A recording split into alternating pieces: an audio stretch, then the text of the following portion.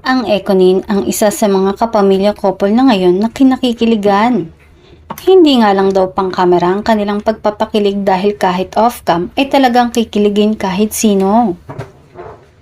Samantala, hindi lingid sa publiko at madami ding haka-haka noon na nagkaroon ng relasyon sina Janine Gutierrez at Paula Avellino, ngunit hanggang haka-haka lang yun dahil wala namang pag-amin na naganap ng mga panahong yon.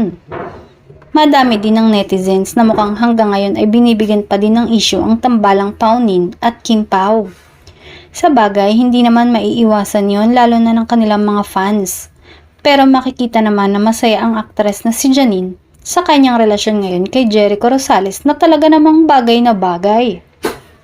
Wala din namang mapapansin na something sa pagitan ni Janine at nalilink ngayon kay Paula Avellino na si Kim Chiu. In fact, mukhang masaya si Janine sa tambalan ng Kim Pao at sa mga natatamo nila, lalo na ngayon na may bagong pelikula ang Kim Pao. Hindi na kailangang ipangalandakan pa dahil halata naman kay Janine na masaya siya sa bagong love team ng dati niyang ka-love team.